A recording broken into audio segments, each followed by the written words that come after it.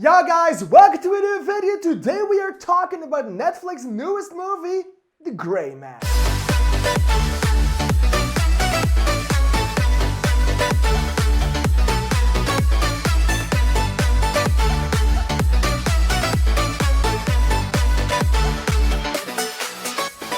Alright, so The Gray Man is Netflix's newest movie that actually came out early in the theaters.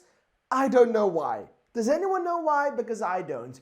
Usually when Netflix releases a movie in the movie theaters first, is it so they can get this movie to be attendable for the award shows, let's say for the Oscars, because Oscar movies have to be playing in more than 1,000 theaters over the course of a week to be able to be eligible for an award, and usually Netflix does that, and only in America or in the Netherlands or something like that, or just theaters working together with Netflix. But I never thought that that is going to be the case with The Gray Man, so there has to be something different. Why is this movie suddenly coming out in theaters first? My guess is just that this movie was way too expensive to make, so to be able to get at least some of it back a little bit faster and a little bit more, they release it in movie theaters. Because they have an A-list cast, they have huge special effects, they have everything in this. They have a lot of movie and they have a lot of budget for this movie. So I think to be able to gain more back from what they gave for this movie, I think that's the reason they released it as movie theaters.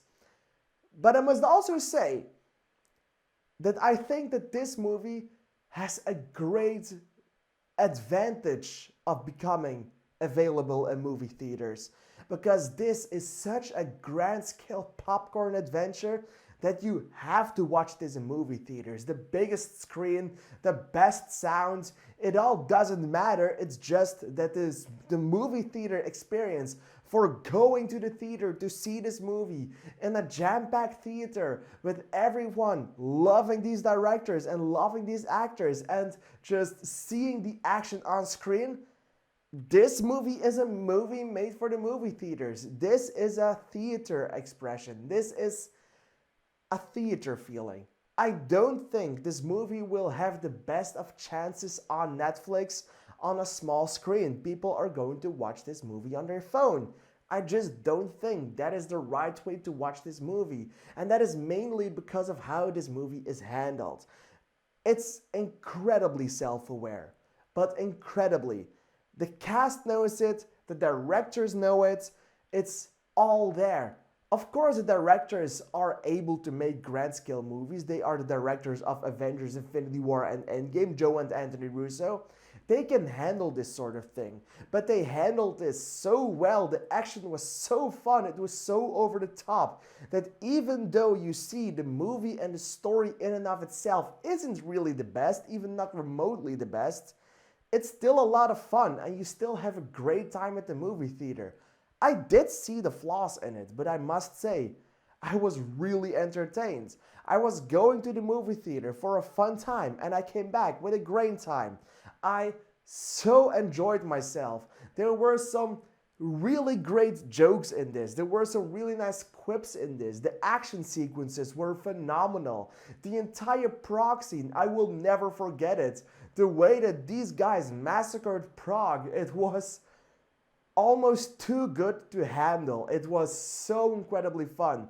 Another fun thing is they got a Barbie reference, and that made me shit my pants out from laughing. I mean, the Barbie movie isn't even out, and Ryan Gosling, playing the lead actor in this movie, Sierra 6, also plays Ken in that Barbie movie, and they actually made a Ken Barbie movie joke in this. It had to be a reference or some sorts. It couldn't be just coincidental. I was laughing my ass off for this joke. It was awesome, and those were the Russo brothers and the writers just having fun with it. And that's what makes this movie so special. It's the fun you have with it. Ryan Gosling is perfect, not because he is the best actor in this kind of movie. He did a lot of great things already. He just knows what kind of a movie this is and has fun with it. Ana de Armas the same. She has fun with it. I wish she was in the movie a little bit more, but the time she was in it was awesome.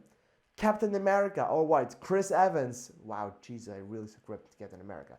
All right, Chris Evans. He is one great villain. If you loved him in Knives Out, you are gonna love and adore him in this movie.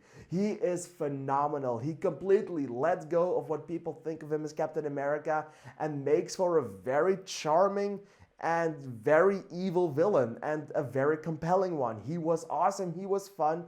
He was one of the best parts of this movie.